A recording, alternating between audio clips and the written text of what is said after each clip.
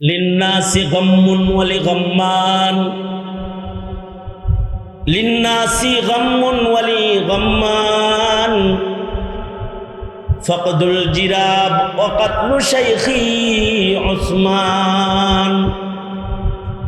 মদিনায় ঘুরেছেন, কেঁদেছেন আর বলেছেন, মদিনাবাসী তোমাদের দুশ্চিন্তা একটা যে তোমাদের খলিফা হারায় গেছে, ওসমানের ওফাত হয়ে গেছে। আজকের দিনে আমি আবু হুরায়রার পেরেশানি হলো দুইটা, আমার ওসমানও হারাইছে। ওই থলে যে থলের থেকে এ যাবৎ পর্যন্ত নবীর হাতের থলে যার থেকে আমি খেজুর খাতাম, ক্ষুধা লাগলে খেজুর খাইতাম, আবার এটা কুদরতিভাবে খেজুর দিয়ে বইরা যেত, মানুষে খাওয়াইতাম। এই বরকতি খেজুরের থলেটা আজকে আমার হারায় গেছে। তোমাদের তো এক জিনিস হারাইছে, কিন্তু আমি ওসমানের দুই জিনিস হারাইছে। তোমাদের দুঃখের চাইতে আমার দুঃখটা অনেক বেশি বড়। এটা উনি মদিনার গলি দিয়া হাঁটতেন আর চিৎকার করে করে এই কথা বলতেন আর কাঁদতেন, কুদরতি খাবার খেতেন। এক বুজুর্গ উনি মুখ দিয়া আল্লাহর কাছে বলছেন, আল্লাহ কিছু দিরহাম দেন, তো আল্লাহ তাআলা দিরহাম দিয়ে দিচ্ছে। আল্লামা ইয়াফিঈ রাহমাতুল্লাহি আলাইহি উনি ঘটনা বর্ণনা করছেন, এক লোক হজ্জে বাইতুল্লাহতে যাইতেছে, কাবা শরীফ তওয়াফ করতে যাইতেছে। ইবাদতের কারণে ওনার মুখের পাওয়ার এত, ইবাদতের কারণে মুখের পাওয়ার, ভয়েস বড় হইলে পাওয়ারফুল ভয়েস হয় না, পাওয়ারওয়ালা মুখ হয় না। সজ্জিত শব্দ উচ্চারণ করতে পারলে পাওয়ারওয়ালা মুখ হয় না। জাদু মাখা বয়ান করতে পারলে পাওয়ারওয়ালা জবান হয় না। কিছু কিছু মানুষ আছে খালিদ সাইফুল্লাহ ইউবির মতো সাজিয়ে গুজিয়ে কথা বলতে পারে না, আলী হাসান ওসামার মতো সুন্দর করে বলতে পারে না, আরিফ বিন হাবিবের মতো ভালো করে সুন্দর করে কথা বলতে পারে না, কিন্তু তার মুখের পাওয়ার এত যে সে মুখ দিয়ে তার অগুচ্ছালো শব্দ উচ্চারণের মাধ্যমে রবের কাছে কিছু চাইলে রব তাকে ওটা দিয়া দেয়। আছে কিছু মানুষের, সেই মানুষগুলো উত্তম ভোকাল যোগ্যতার মানুষ না, অথবা তাদের শব্দ উচ্চারণও সুন্দর না, কিন্তু তাদের মুখটা মকবুল মুখ, মুস্তাজাবুদ দাওয়া জবান। হজ্জে বাইতুল্লাহতে যাইতেছে পায়ে হাইটা, ওনার পাশ দিয়েই আর এক বুজুর্গ হজ্জে বাইতুল্লাহতে যাইতেছে ঘোড়ার পিঠে সওয়ার হয়ে, ঘোড়ার পিঠে সওয়ার হয়ে যাইতেছে। ইহরামের কাপড় পরা দেখা মনে হয় যে উনিও হজ্জে বাইতুল্লাহতে যাইতেছেন পায়ে হাইটা, কিন্তু উনি দিন তারিখ মিল করে দেখে এই যেখানে উনি পায়ে হাঁটতেছে এই জায়গার থেকে আরাফা পর্যন্ত পায়ে হাইটা যাইতে যাইতে ওনার আরাফা পাবে কিনা সন্দেহ আছে। এরকম একটা সন্দেহ ওনার দিলের ভেতরে আছে, কিন্তু ওনার সওয়ারিতেও জায়গা নাই তাকে উঠায়া একরাম করার। সে নিজে সামান সহ সওয়ারি চড়ে সে হজ্জে বাইতুল্লাহতে যাইতেছে।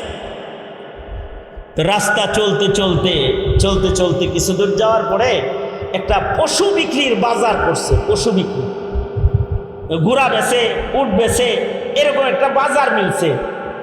এই বাজারের কাছে যখন অতিক্রম করতেছে তখন উনি চিন্তা করলেন, এ পাইছি রে, এইখানে দাঁড়াই, ওই আল্লাহর বান্দা আসুক, তাকে কিছু টাকা হাদিয়া দিব, সে যেন একটা ঘোড়া কিনা যায়, তাহলে আরাফাটা পেয়ে যাবে। আমি নয় হজের সফরে খাবারে একটু কষ্টও করলাম, একটা মানুষের হস্ত হয়ে যাবে।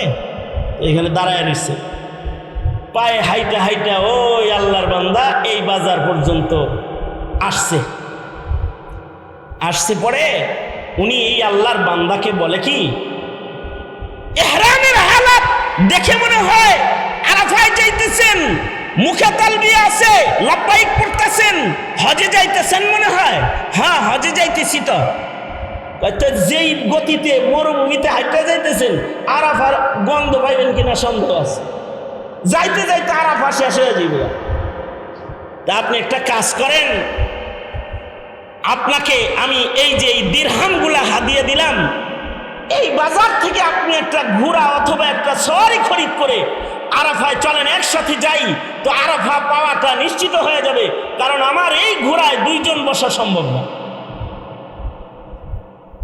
এই লোকটা বলে, তুমি আমার টাকা সারতেছো কি লেগে? পায়ে হাঁটতেছি দেখে গরিব লাগতেছে আমারে। হ্যাঁ, মানে আমি যে পায়ে হাইটা যেতাছি এর লেগে কি আমার গরিব গরিব লাগে নাকি তোমার?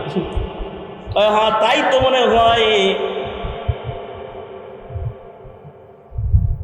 এই লোকটা আকাশের দিকে হাত তুলা বলে, আল্লাহ, তোমার এই বান্দা আমারে গরিব মনে করতেছি, কিছু দিরহাম দাও না, হাদিয়া তোহফা বিতরণ করার জন্য দাও। এই কথা বইলা উপরের দিকে হাতটা তুইলা মোট করছে।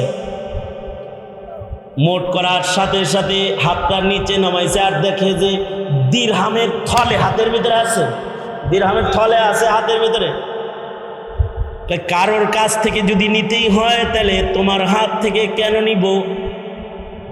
কারোর অনুগ্রহ যদি নিতেই হয় তোমার কাছ থেকে কেন নিব? আমার উপরে দয়া মায়া করনে ওয়ালা আমার মালিক আল্লাহ তো তোমার চাইতে আমার বেশি কাছে। যদি দরকার হয়ে যায় তাহলে তার কাছে চাইব, আল্লাহর কাছ থেকে চাই নিব। তোমার কাছে তো চাওয়ার দরকার নেই, তোমারে আরো কিছু হাদিয়া দিলাম না, ওইগুলো বিতরণ করো। জানো আমি পায়ে হাইটা কেন যাইতেছি? মনে বড় স্বাদ, পায়ে হেঁটে আকাবিরদের অনুসরণ করে করে হজ্জে বাইতুল্লাহতে কাবায় যাব। যত কদম বেশি বাইতুল্লাহ যাইতে আমি হাঁটবো, অত বেশি নেক লইয়া আমি আল্লাহর আদালতে দাঁড়াবো। নেকি বেশি কামাই করার জন্য পায়ে হাঁটতাছি, দারিদ্রতার কারণে পায়ে হাঁটতাছি না। যেমন আল্লাহর রাসূল সাল্লাল্লাহু আলাইহি ওয়াসাল্লাম কখনো কখনো মাসের পর মাস নবীজির ঘরের চুলায় আগুন জ্বলত না। এটা ঐচ্ছিক দারিদ্রতা, আল্লাহর রাসূলের শান্ত এটা। নবীজি যদি আল্লাহকে বলেন, ওগো আল্লাহ, উহুদ পাহাড় আমার জন্য স্বর্ণ বানায় দেন, আল্লাহর রাসূল বলেন, আমি যদি বলি আল্লাহ উহুদ পাহাড় সোনা বানায় দেন, তো আল্লাহ উহুদ পাহাড় স্বর্ণ বানায় দেন। কিন্তু ফক্র ফাকাকে ইচ্ছাকৃত গ্রহণ করেছি, কারণ আল্লাহর কাছে ফক্র ফাকাটা, দারিদ্রতা আল্লাহর পছন্দের। দারিদ্রতাটা এটা আল্লাহর পছন্দের। আমরা তো মনে করি যার কাছে টাকা বেশি আছে সে আল্লাহর পছন্দের, আর যে ফকির মার্কা ও হলো আল্লাহর অপছন্দের। আমরা এরকম মনে করি না? ইবনুল জাওজি রহমতুল্লাহ আলাইহি, ইবনুল জাওজি রহমতুল্লাহ আলাইহি উনি বর্ণনা করেছেন যে ওনার যুগে এক বুজুর্গ ছিল, বুজুর্গের নাম ছিল আবু আব্দুল্লাহ রহমতুল্লাহ আলাইহি, মসজিদের ইমাম সাহেব ছিল। ওই এলাকায় এই আবু আব্দুল্লাহর মহল্লায় আবু আব্দুল্লাহ বর্ণনা করেন যে ওনার মহল্লায় এক আবেদের আগমন হলো। আবেদ কিন্তু আলেম হওয়া জরুরি না, আপনারা সবাই কি মৌলবি নাকি? কিন্তু যদি আপনি আবেদ হন তাহলে আপনার পাওয়ার বাড়তে পারে। ওই এলাকায় এক আবেদ ছিল, আবেদের নাম শেখ হাজ্জাজ আবেদ রহমতুল্লাহ আলাইহি। সাধারণ দারিদ্র একজন মানুষ ছিল, দরিদ্র মানুষ, কিন্তু ইবাদত বন্দেগী এত বেশি করত যে তাকে ওলি বুজুর্গরাও চিনত। কারণ রতনে রতন চিনে, চোরে চিনে। কি রতনে রতন চিনে, চোরে চিনে চোর। লোকটা আবেদ হিসাবে, লোকটা তো বুজুর্গ, একে বুজুর্গরাও চিনত।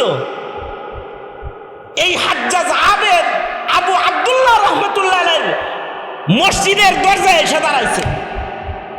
দাঁড়ায় বলে কি, এই আবু আব্দুল্লাহ, তোমার কোরআন মজিদটা কি আমার একটু দিবা? তোমার কোরআনটা আমি এক বেলার জন্য তোমার কাছে চাই।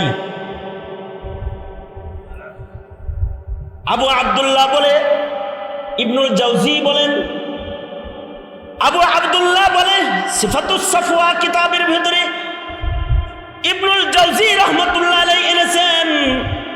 আবু আব্দুল্লাহ বলে, কোরআন শরীফ চাইছে, একটা ভালো জিনিস চাইছে, এটা কেমনে না দেই? আমি আমার নিজের পড়ার কোরআন মজিদটা তাকে দিয়ে দিলাম, আমার নিজের কোরআন শরীফটাই তারে দিয়ে দিলাম। সে চলে গেল, তার একটা হুজরা আছে, ঝুপড়ি ঘর, ওখানে গেল গা। কিন্তু আশ্চর্য, আসরের আজান হলো, আবেদ ইবাদত করতে আসে না, হাজ্জাজ মসজিদে আসে না। মাগরিবের আজান হয়ে গেল, সে মসজিদে আসে না। এশার আজান হয়ে গেল, আমরা নামাজ পড়লাম, কিন্তু হাজ্জাজ আবেদ রহমতুল্লাহ আলাইহি মসজিদে আসতেছে না। উনি বলে, আমি সন্দেহে পড়ে গেলাম যে একটা নিয়মিত 5 বেলা মসজিদে এসে নামাজ পড়নেওয়ালা আবেদ মানুষ কিনলে গিয়ে 3 ওয়াক্ত হয়ে গেল, আসে না। সন্দেহ করে আমি তার ঘরে এশার নামাজের পরে চলে গেলাম, তাকে দেখতে গেলাম। আবু আব্দুল্লাহ বলে, ঘরের দরজায় দাঁড়ায় দেখি, সালাম দেই, কোনো আওয়াজ ভেতর থেকে আসে না। দরজা খুলে বাতি লাগায় আলো জ্বালায় দেখি আল্লাহর বান্দার নাই, অর্থাৎ তার ইন্তেকাল হয়েছে। কিন্তু ইন্তেকালের পরে চিত্রটা এত সুন্দর, আমার কাছ থেকে যে আল্লাহর কোরআনটা চায়া লই আইছে, বাচ্চা যেমন তার মাকে বুকের ভেতরে জড়ায় ধরে ঘুমায় যায়, আমার কাছ থেকে চেয়ে আনা আল্লাহর কোরআনের মুসহাফ, আল্লাহর কোরআনকে বুকের মধ্যে জড়ায় ধইরা সে মরে গেছে, আর তার রূহ নাই। কিন্তু লোকটা এতটাই দরিদ্র, হত দরিদ্র যে তার গায়ে ভালো এমন কাপড়ও নাই যা দিয়ে তাকে কাফন করা যায়। রাতের গভীরে মানুষ কোথায় পাবো আমি? একা একা গোসল কেমনে দেব? একটা চৌপায়া হাজির করে চৌপায়াটা নিয়ে তার গোসলের ইন্তজাম করতে তাকে ঘরের কোণে রাখলাম। সকালবেলায় ইন্তজাম হবে গোসলের আর দাফনের। ফজরের নামাজে মানুষ আসলে সবাই নিয়ে বুজুর্গ করে দাফন করব। মনে মনে ভাবতাছি আমার গায়ের চাদরগুলা তার কাফন হিসাবে দিয়ে দিব, কিন্তু তার লাশের পাশে কাছাকাছি আমি বসেছিলাম, হঠাৎ করে একটা আওয়াজ হলো। দেখলাম তার লাশের নিকটবর্তী একটা ভালো জায়গার উপরে ধবধবে 2টি ইহরামের চাদরকে যেন ছেড়ে দিয়ে গেল। চাদর 2টা চমকাইতেছে আর তার থেকে খুশবু বাইর হইতেছে। ইবনুল জাওজি বলেন, তার থেকে খুশবু বাইর হইতেছে। আবু আব্দুল্লাহ বলে, খুশবু বাইর হইতেছে, দেখে বোঝা যায় এটা জান্নাত থেকে আল্লাহর দেয়া তোহফা কিছু হবে।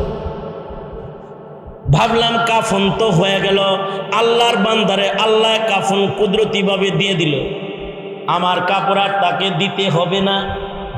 ফজরের নামাজে দাঁড়ায় গেলাম মসজিদে। আবু আব্দুল্লাহ বলে, আমি যখন মসজিদে নামাজ পড়াইতেছি, নামাজের পরেই বুজুর্গ গোসল দিব, তাকে দাফন করব। আশ্চর্য, নামাজ শেষ করলাম, নামাজ শেষ করে পেছনের দিকে তাকায় দেখি অন্যান্য দিন যে পরিমাণ মানুষ ফজরের নামাজে হয় অতটুকুন মানুষ না, বহু মানুষ আজকে ফজরের নামাজে আমার পেছনে হাজির হয়েছে। আশ্চর্য বিষয় হলো, জমানার 4 জন বড় বুজুর্গ দেখি। আবু আব্দুল্লাহ বলে, দেখি 4 জন ওলি আমার পেছনে নামাজ পড়তেছে। তার ভেতরে একজন হলো মালিক ইবনে দিনার রহমতুল্লাহ আলাইহি, আর একজন হলো সালেহ বুনানি রহমতুল্লাহ আলাইহি, হাবিবে ফারসি রহমতুল্লাহ আলাইহি, এরকম আরো এক বুজুর্গ সহকারে মুররি রহমতুল্লাহ আলাইহি। 4 বড় বুজুর্গ আমার পিছনে নামাজ পড়তেছে। আমি তাদেরকে বললাম, আপনারা কোত্থেকে আইলেন, কি জন্য আইলেন?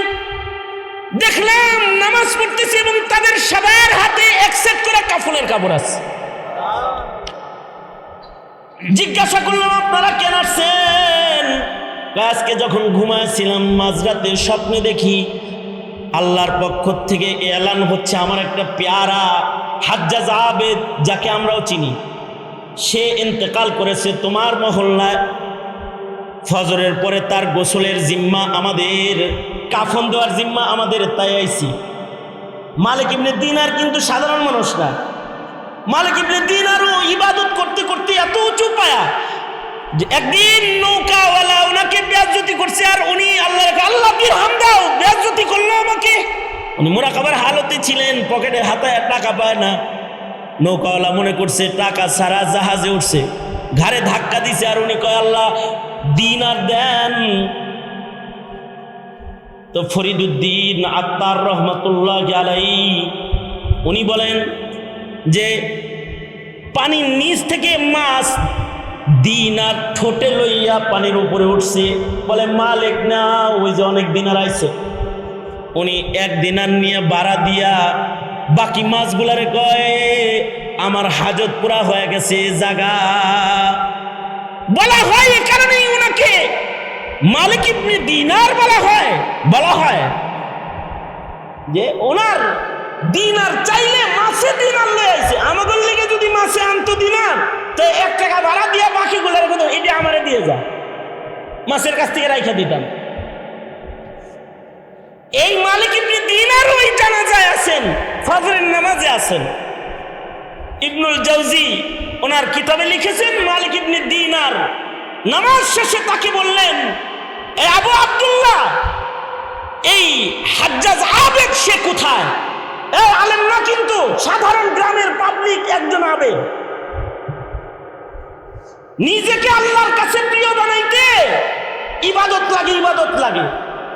জনতার কাছে টাকা দিয়ে প্রিয় হওয়া যায়, পাবলিকের কাছে সুন্দর করে কথা বললেও প্রিয় হওয়া যায়, ভালো করে গান গাইলেও প্রিয় হওয়া যায়, ব্যাগ পিটাইলেও প্রিয় হওয়া যায়, ভালো করে বল করলেও